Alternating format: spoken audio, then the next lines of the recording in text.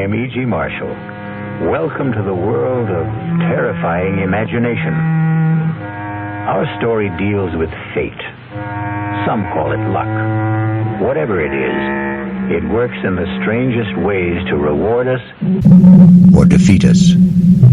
Fate walked into Charles Powell's life in the person of Clint Livitz. Now look, Clint, or whatever your name is, I don't like you, and I don't like your insinuations. Now, if you don't get out of my office and leave these premises immediately, I'll have you put out. You must be putting on an act, Mr. Charles Powell. Maybe this'll jolt your memory. 3541063. What? Yeah. I thought that would do it, Charlie. I thought that might help you remember.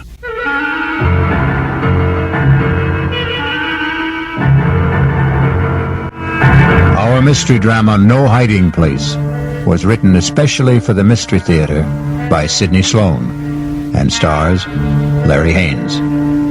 I'll be back shortly with Act 1.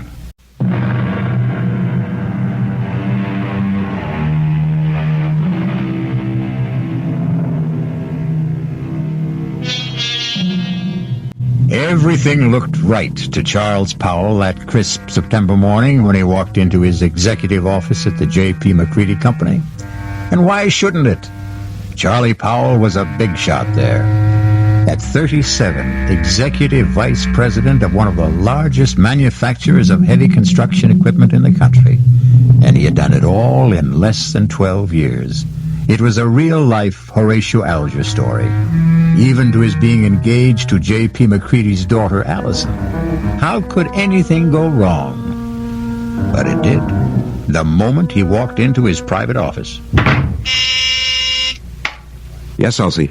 There's someone to see you. Appointment? No, sir, but he says that you'll see him. Mr. Powell, maybe I'd better come in and explain. Yes, all right, come in. Sorry if I sound strange, but really, Mr. Powell, that man is kind of frightening. Frightening? Well, he just sits there and grins at me. I told him you didn't see people without an appointment. He said, oh, he'll see me. Just tell him it's an old friend, Clint. Do you know anybody by that name? Clint? No, it doesn't ring a bell. All right, send him in. I'll get rid of him. Okay. Don't say I didn't warn you. Mr. Powell will see you.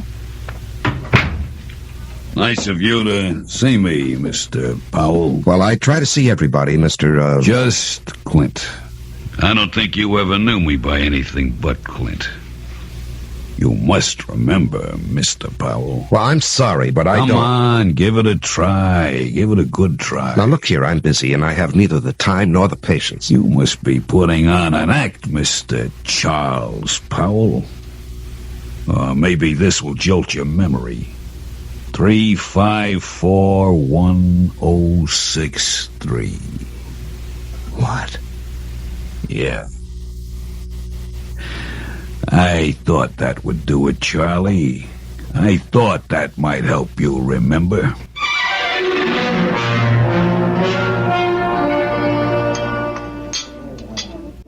Charles? Oh, I'm sorry, Mr. McCready. I guess I was daydreaming. Something bothering you, young man? Oh, no. I hope not. Here I take you to the best French restaurant in town. You pick at your food, gaze into space, send your dinner away hardly touched. Oh, did I send all that good food back without eating it? You did? I particularly wanted to see you alone, Charles, because I have a little news for you. News? What kind of news, Mr. McCready? And that's another thing. You're so damned formal with me, Mr. McCready. Do you realize that in exactly 5 weeks you're going to be one of the family? Yes, of course I realize. How could I overlook it when Allison keeps reminding me regularly? Very well, then. Do you think it proper to call your father-in-law to be Mr. McCready? If you don't start calling me John... Okay, John it'll be. I'm going to leak a little information to you. Yes? As you know, I've been thinking of stepping down from the presidency of the company. Yes, well, it has been rumored, but I wish you'd reconsider. Now, sincerely, the place wouldn't be the same without you. Oh, I'll still be there, Charlie. I'm not giving up my stock. The name of the company will still be J.P. McCready Company. The only difference will be that you will be sitting at my desk. Sitting at your desk? Well, I thought Hedges was slated to take over when you stepped down. No. Well, Tom was seriously considered, but he's a bit too old for the job. No, the company needs young blood. Well, I'm really bowled over. I've watched you grow. Come up on merit, ability. You're going to go far, my boy. Of course, the board will have to vote on your appointment, but that, as the saying goes, is in the bag. Well, there's something you've omitted, John. You haven't asked me if I wanted the job. Is it necessary to ask? I remember another lunch with you several years ago. We got talking about ambitions, and you said that you would never be satisfied with second best. It had to be the top job, or you'd move on. Yes. But that was before this morning. What? Nothing. Just mumbling. I'd like to know how you feel about it, Charles. Well, even to be considered for the position is an honor, Mr. John. And your answer? Let me think it over. I must think it over.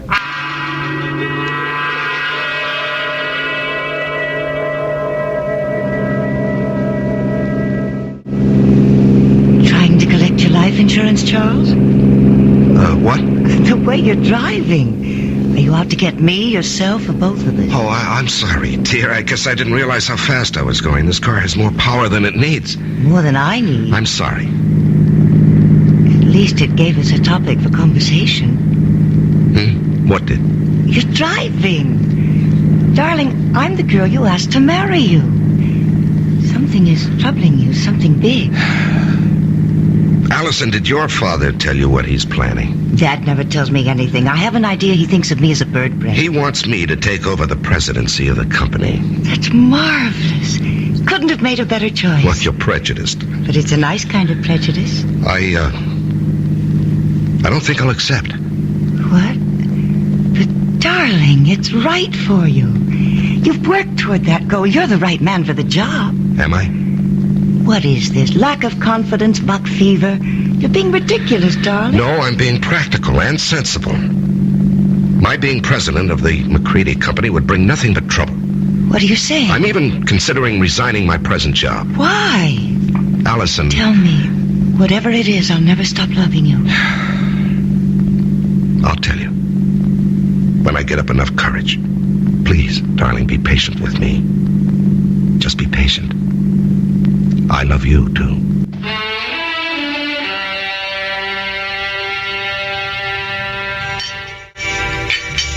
So you finally got here. Thought you were going to forget our appointment. Now, you didn't really think that, Clint. Oh, I knew you'd come. You wouldn't dare not to come. Sit. You got it with you? Yes, I've got it. In small bills. 5s, 10s, as specified. Let's have it. Here. And a pretty manila envelope, too. Nice and neat. Thanks. Now, look, I don't know how much longer I can do this. You'll do it as long as I say. And if I run out of money? You'll just have to scrounge around and find more. Well, I'm thinking of quitting my job. You wouldn't want to do that, Charlie. Well, suppose it gets too much for me and I say, go ahead, spill what you know. Oh, you wouldn't do that. You're going to marry a very rich girl. A couple of extra yards ain't going to change your manner of living. Even a couple extra grand. How long are you going to suck my blood? I don't like the way you put that, Charlie. I'd rather you'd think of it like it was sort of sharing the wealth. You got the bread. I got nothing.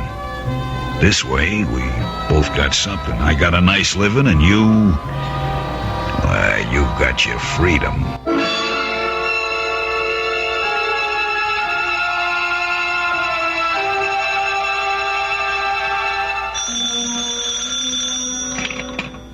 Hello? Charlie? Oh, yes, Mr. Yes, John. Sorry to bother you at this hour. You wanted to sleep, were you? At 10:15, no. The reason I'm calling... Yes. Is something bothering you, my boy? Well, I've had some things on my mind lately. I'm sorry it was so noticeable. Well, it occurred to me that a young man gets a bit absent-minded as the day of his wedding approaches. Perhaps a bit frightened. No, it isn't that, J.P. Oh, excuse me, John. Someone's at my door. Hold on. Just a moment. Forgive me for coming here. Shh. I've got your father on the phone. Come in, darling. Hello, John. It was just the porter with a package. What were you saying? Oh, nothing really. I'm just concerned. Whatever's troubling you can be taken care of. I'm backing you all the way. Well, I appreciate your feelings, J.P., but there really is no cause for concern. I'll snap out of this in a day or so. Good. It's reassuring to hear you say that. Now, forgive me for disturbing you. No, I wasn't disturbed. Thanks for calling. Good night. Good night, J.P. Even Dad notices that something is wrong. Yeah. I haven't seen you in 3 days. You trying to tell me something? All I want to tell you is that I love you very much. From a distance. I called you at your office twice this afternoon. Allison, I can't keep this from you. I thought I could, but every day, every hour, it grows bigger. Until now, it feels as though it's going to engulf me. And you, our life, everything that has meaning for me. Darling. No, hear me out. And then if you want to go out that door quietly, I won't say anything more, and you can forget that you've ever known me. Loved you? Are you trying to say you don't want to marry me? That you've stopped loving me? Darling, it's because I love you that I'm going to tell you. I considered keeping the whole matter from you, writing out the trouble and probably overcoming it. Darling, how little you know me. No matter what the trouble is, I want to be with you. If you want me. Allison, I'm a fraud. What? I'm not Charles Powell. It's a name I assumed to hide my real identity. Want me to go on? Yes, darling. Go on. At the age of 22, I was charged and convicted of murder into San Quentin for life. I was innocent. Evidence, circumstantial evidence. Court-appointed attorney who didn't know what to do or didn't care. A weak effort to appeal, which was refused, and there I was, at 22, in prison for life. Chance of a parole only after serving 20 years. I'd be old, all my young life confined in prison. So, when I had a chance to get out... You escaped. And ran for 2 years. Do you know what it means to be hunted? You can't get a job, you have no place to live, you can't ever sleep for fear someone will see you and turn you in. Oh, darling. I was ready to give myself up when I suddenly discovered that it wasn't necessary to run any longer. I picked up a 2-week-old newspaper and read a report of my death. What? Yes, a man had been burned to death in a flophouse fire. The only thing he had on him was something that I had kept, my only possession. A locket belonging to my mother. It had a picture of her, taken when she married my father. And it had been stolen from me as I lay asleep in a freight car. I guess the thief thought it was gold. It was just cheap gold plate. And the man was identified as you? My mother and father's names were inscribed on the back. The man was so badly burned that the locket was the only thing that could possibly identify him. And after 2 years of hunting, the authorities were glad to close the file on Robert Hagen. Robert Hagen? Sounds so strange. The name doesn't fit you. Well, it sounds strange to me, too, now. Darling, I'm innocent. I never did it. It was all a mistake. I don't doubt that for an instant, dearest. I only wish you'd never told me. I had to tell you. You see, someone knows who I am. He's blackmailing me.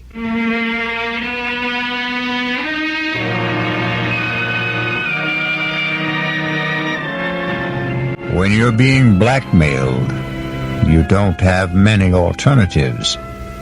Charles Powell's whole life, his future, the happiness of the woman he loves, all hang by a very thin, flimsy thread. I'll be back shortly with Act 2.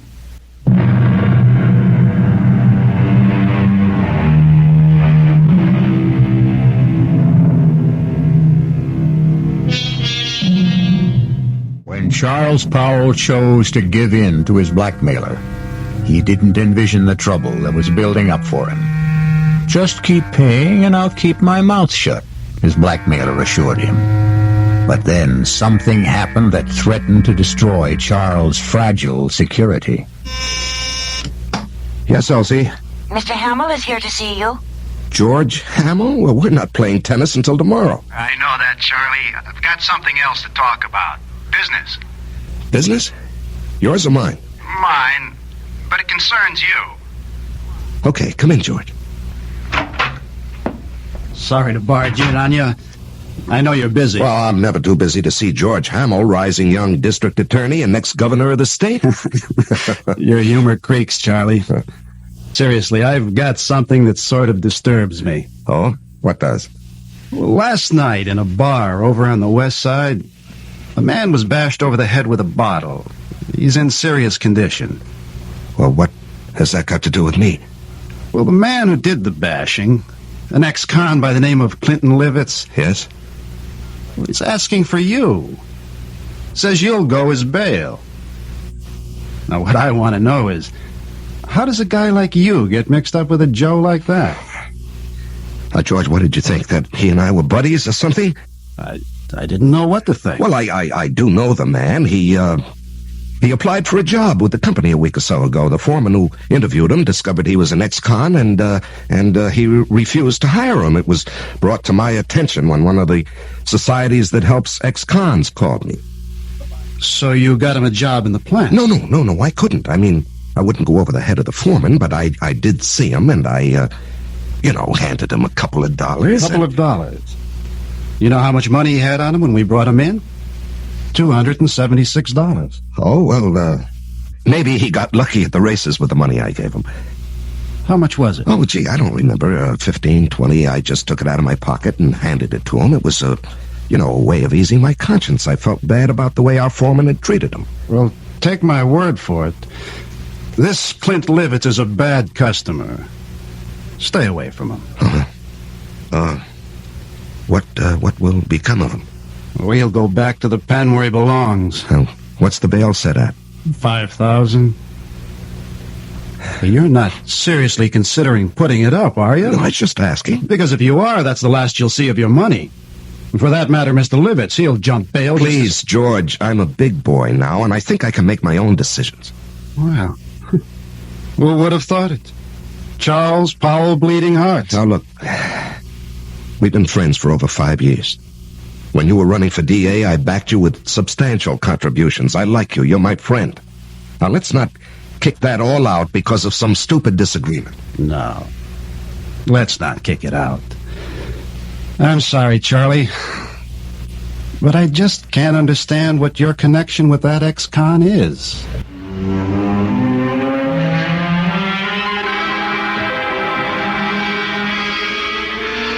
Now, Mr. Powell, I hope you'll understand. I accept Clinton Livitz's case with strong reservations. Yes, I understand. As an attorney, how shall I put it? You don't like your client. Exactly.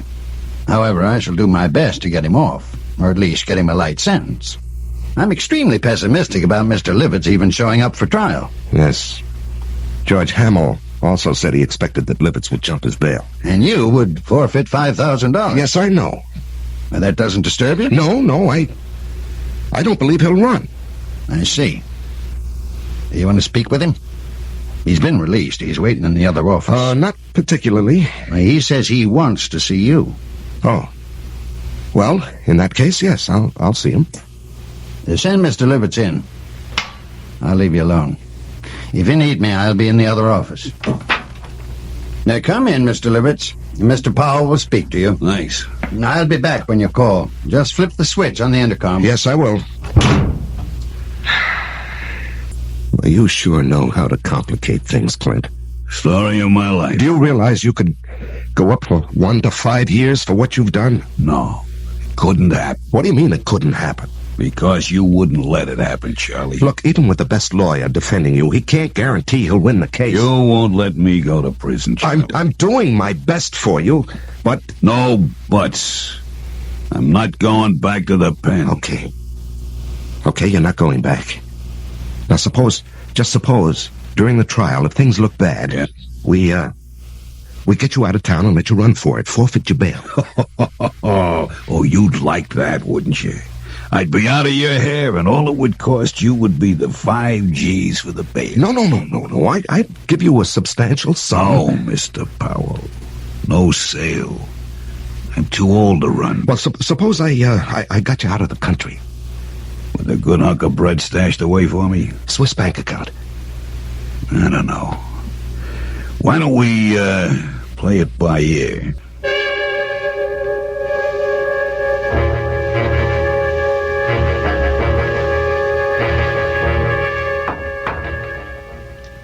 Come in. You, wanted to see me, JP? Yes. Can you spare a minute? Yeah, sure. I've heard it on the grapevine that you were... how shall I put it? That you were aiding some ex-convict in trouble with the police. That true? Yes, it's true, John, and I think I know what kind of grapes grow on that grapevine. All right. Now, George Hamill Oh, that called. damn busybody. Why can't he stick to his job and... Now, George is a friend. He tells me that the man you're, protecting is a rather reprehensible character. Will you let me explain? It's just a matter of policy, my helping this man. Policy? Well, yes, you did ask me a few days ago to consider taking over the job of running this company. You're going to accept? Well, I was going to tell you today. Wonderful. Wonderful news. Allison will be delighted. I know she's been worried about your seeming reluctance. Oh, no. Not reluctant any longer. In fact, I've got all sorts of ideas about what I want to do. This business of giving a hand to ex-convicts is just one of them. Do you realize what this would mean in publicity for the company? To take an interest in the rehabilitation of men who would otherwise be lost, a burden to the taxpayer? I'm going to hire a PR man. We're going to be a big corporation with a heart, JP.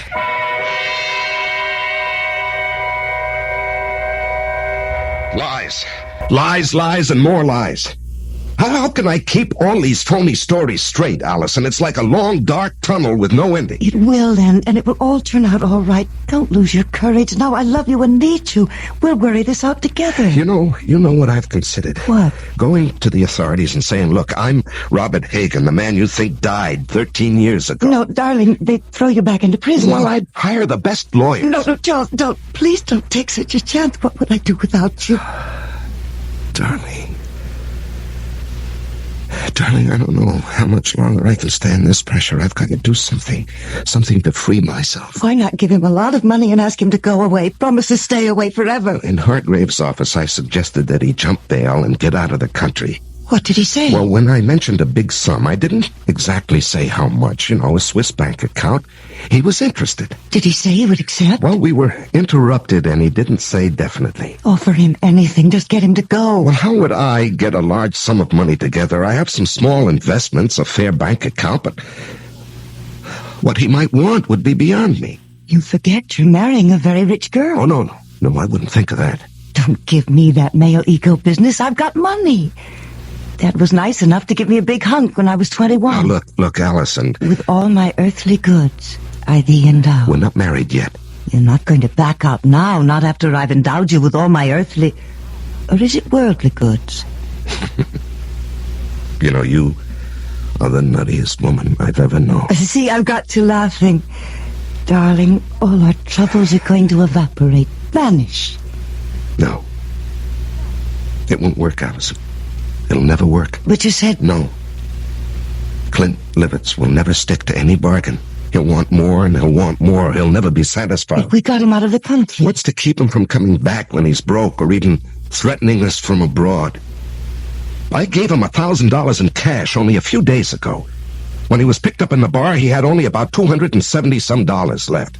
In a matter of 2 days, He'd squandered over $700. But if he were made to understand that the sum agreed on was all he was going to get... Can't I make you understand? We're not dealing with a rational, honest man. He'll agree to anything. And then when his money runs out or he decides he wants more, he'll be right back. What can you do? There are only two things one can do about a blackmailer. Keep on paying and paying forever. And the other? And the other? Kill him.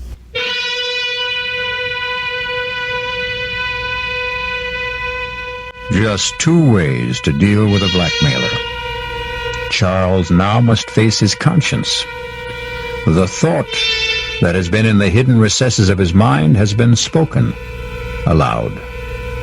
We will be back shortly with Act 3.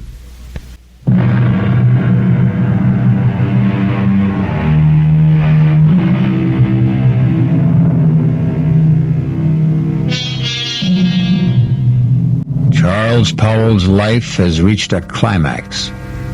He must make a decision to rid himself forever of his blackmailer. And perhaps that very decision will destroy his life and the life of the woman he loves. The alternative is to keep paying and paying, never feeling safe.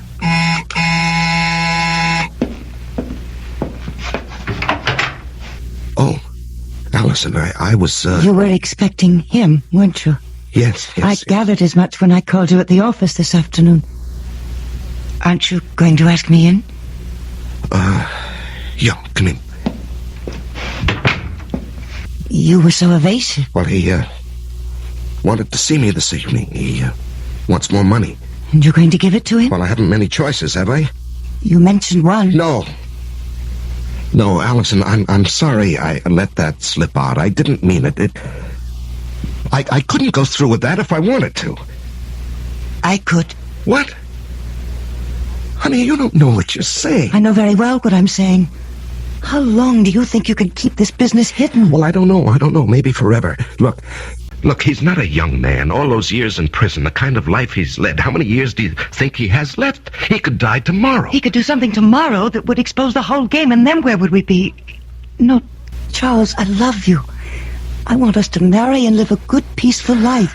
How can we with all that hanging over us? Oh, Allison, darling, you don't really know what you're suggesting. Look, maybe if we could get him to leave the country. You said there were only two ways to deal with a blackmailer. To keep paying? No, to murder him is unthinkable. George Hamill asked me to stop by at his office this afternoon. Why? He's not stupid. The story you gave my father about helping ex-convicts as a public relations stunt didn't wash with him. He wanted to know what I know. Well, he was just fishing. The best way would be to make it look like an accident. Allison, Hear me out. A car accident. How? If I cracked up with Clint in the car, I might be the one who gets it. And what guarantee do we have that he would die? No, you can't be in the same car. If he were in another car and you were following him, and if you raced ahead of him and cut him off and forced him to crash off the road. Oh, if, it's too iffy. It's so impossible. It's so dreamlike. It was a dream. Last night I dreamt you were in a car with me. We saw Clint up ahead of us. I said, there's Clint ahead of us. Cut him off and make him crash. Faster. We've nearly caught him. Now we're alongside him. Force him over. Cut in front of him. Then I woke up. I was calling out. I was afraid someone had hurt me. Oh, my darling. It was all so real. Oh, that's Clint now. Honey, you go out the back door. I'll phone you later. I'm going to stay and meet him. No. I'm staying. I've got something to say to him. He won't like your being here. Well, it sure took long enough. What's the idea, Powell? This is my fiancée, Allison McCready. What's she doing here? Will you come in and stop being childish? I ain't saying a thing. You got nothing on me. And remember, Mr. Powell, you got a lot more to lose than I have. You're not going to lose anything, Mr. Livitz. You're going to gain by my being here. Yeah? Mr. Powell has told me his story, and I agree that it must not get out. Go on. I have a lot more money than... Let me put it this way. Charles and I are going to be married. We want you to leave the country. I bet you do. Now, look, Clint, you'll do better by accepting our proposition. We intend to hand you $50,000. And an airplane ticket. One way. And never come back. And never come back. Well, I always wanted to travel, but... What? 50 G's, just chicken feed. Well, that's all there is. Not enough. I'm thinking around $250,000. Out of the question. I'm not going to bargain with you. I can raise $100,000. No, Allison. It's worth it, Charles, if we can depend on Clint to wipe the whole matter out of his memory and just go away. Oh, you can depend on me. I'll keep my bargain. Then it's a deal? A deal. Good. It'll take about 10 days to raise the money. I ain't in a hurry. You are. And, speaking of money, that was the reason I, came tonight, Charlie. Yeah, here. That's 500. What? I said a G like the last. That's all I could raise in a hurry. When that runs out, I'll have more. You went through that first 1,000 awfully fast. Well, I got rolled in that bar where I had the trouble. Oh, that reminds me, your trial comes up in less than 3 weeks. Yeah. Lawyer called me at my hotel to see if I was still around, I guess. Our plan is for you to jump your bail. I'll forfeit the 5,000 I put up for it. And get you out of the country. With a keister full of green. Now, wait. I ain't got a passport. Now, that can be arranged, Clint. Just leave that to me. Okay, friends. You got yourself a deal.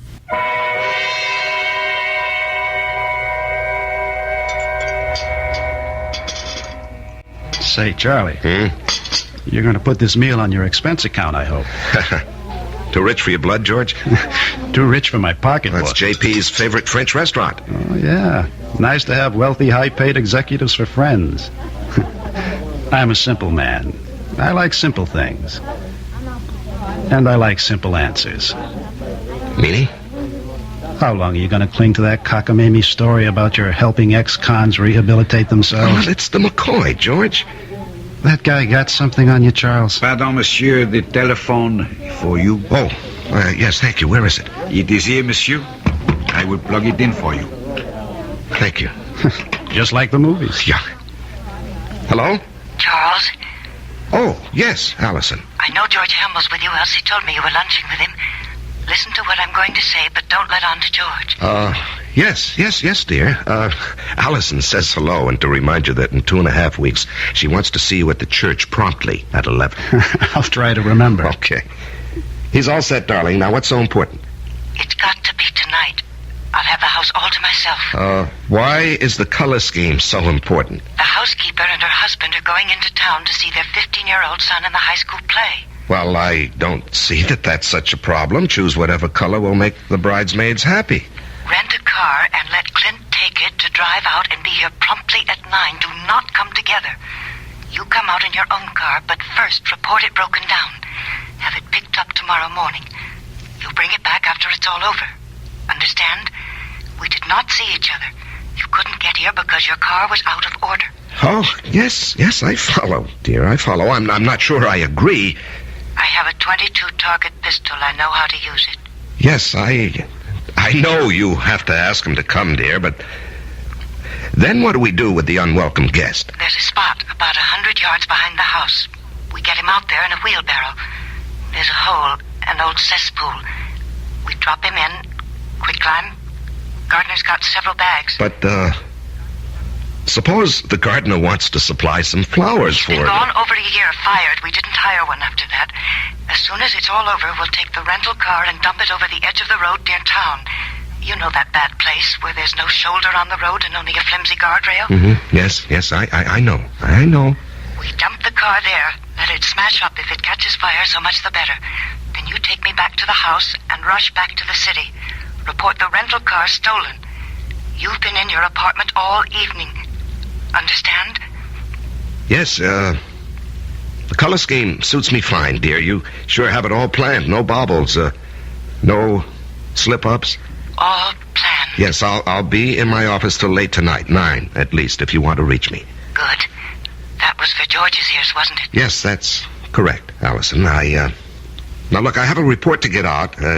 If you've completed your instructions, I'll get back to my lunch with George. Goodbye, dear.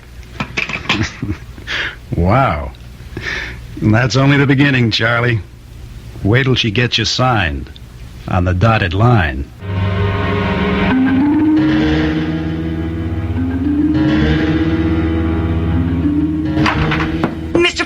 Mr. Powell, something terrible's happened. What is it, Elsie? There's been a terrible accident on the late shift. Man's caught in a machine. The big press, they said. Oh, good Lord. Has the hospital been called? I don't know. Well, call them on your phone. I've got to use this one. Yes, sir. I'll call. And then call down to the plant and tell them I'm coming down. If it's what I think it is, the machine will have to be partially dismantled. Yes, sir. Hello? Allison, listen, there's a change of plans. Charles, where are you? I'm still at the office. Something's happened. It's 8:30. He'll be here at 9. Yes, I know. He has the rental car. I got it for him. When will you be here? Well, there's been a bad accident on the night shift. A man's caught in the big metal press. I've got to help get him out. But us? What about us? Well, when he comes, stall him. Just tell him what happened, why I'm delayed. I haven't got the money, Charles. Tell him I'm bringing the money, the airplane ticket, and the passport. Just stall him. I'll do my best, but hurry. He scares me.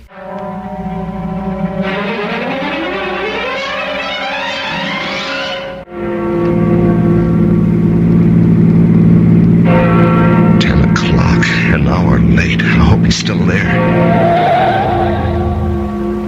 The lights are on here. I'm not too late. He's still here. He's still here. Allison!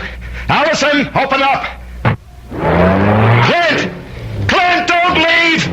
Clint, wait! Will you wait? I'm here! Clint! Clint! I gotta stop him. I gotta catch him.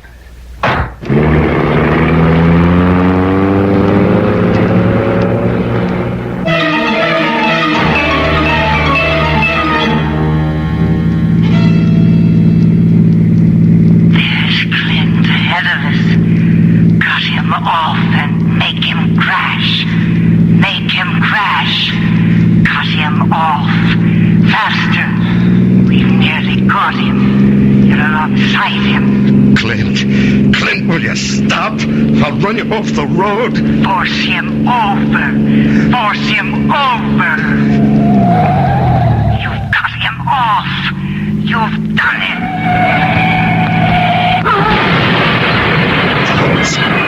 Crashed and burning. Let him burn.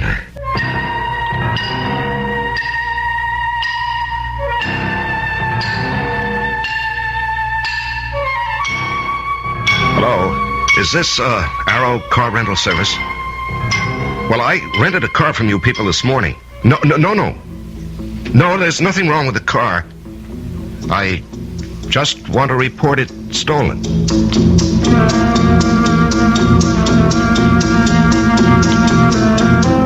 The City Foreign Car Service? Look, I asked for my car to be picked up in my driveway. It's still here, and I called, or rather, my secretary called at 10 this morning. My name is Charles Powell.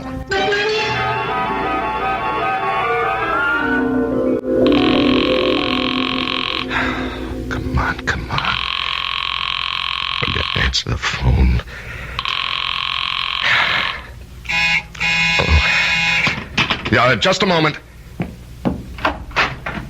Oh, George. George, it's kind of late for a visit. Come in. Thanks. I was just trying to phone Allison. Boy, what a night this has been. There was an accident at the plant. Peterson. I hope they don't have to amputate. I heard. Yes, and then when I got outside, I had a date with Allison. The car that I had rented this morning was missing. It was stolen. What happened to that great, big, powerful foreign job of yours? Oh, it wouldn't start this morning.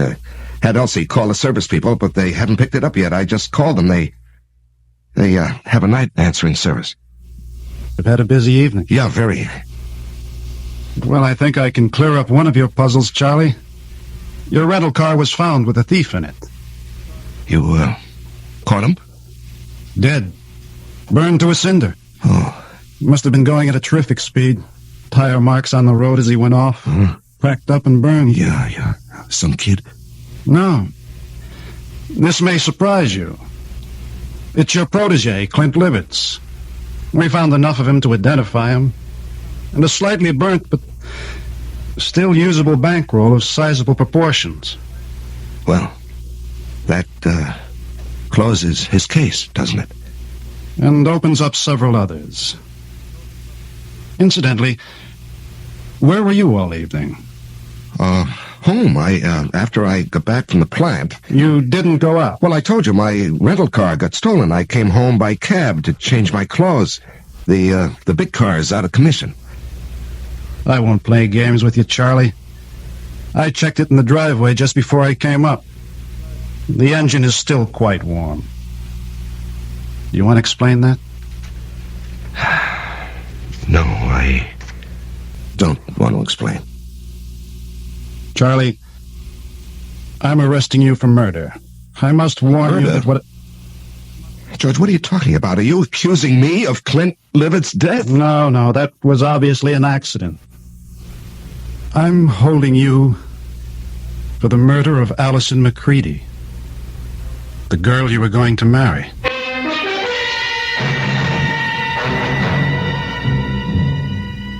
And in conclusion, ladies and gentlemen of the jury, the evidence is conclusive. Charles killed his lovely fiancée because she discovered his real identity. An escaped convict. A killer sentenced to life for another murder. The testimony of the housekeeper, Mrs. Francis, cannot be doubted. She did not leave the house, as he thought. She saw him run from the house, jump into his car, and race away. And then she discovered the body of Allison McCready, shot through the head.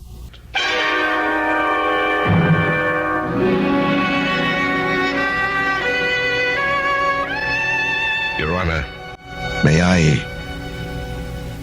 I make a statement before you pronounce sentence? I did not kill Allison. I loved her. To say anything more in my defense is useless and unnecessary. Allison is dead. All I ask is that I be given the chance to follow her. Swiftly and efficiently.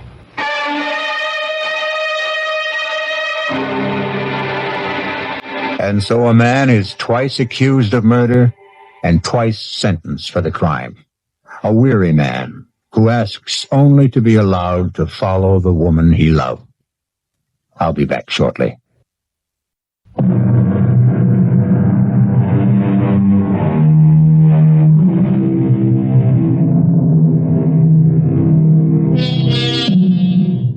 And there we have it. Charles Powell's joust with fate. What difference did it make that he knew that Clint had murdered Allison? They didn't believe him, and he was too weary to try to make them believe. Our cast included Larry Haynes, Ann Meacham, Jackson Beck, Sidney Walker, and Tom Keena. The entire production was under the direction of Hyman Brown. Now, a preview of our next tale. I don't understand it. Tub's bone dry, ma'am. Hasn't been used. Now, not tonight, anyway. His clothes. Howard's clothes. He'd empty his suitcases and put his clothes in the closets. His suitcases, too. Just ladies' clothes. Yours, ma'am? Yes. Hey, look, this dream you had. It was no dream. Okay, so maybe you imagined... I didn't imagine anything. Do you imagine a husband? Do you imagine a month-long honeymoon? Do you imagine a man in a chair with a knife in his chest? Radio Mystery Theater was sponsored in part by Anheuser-Busch Incorporated, brewers of Budweiser. This is E.G. Marshall inviting you to return to our Mystery Theater for another adventure in the macabre. Until next time, pleasant dreams.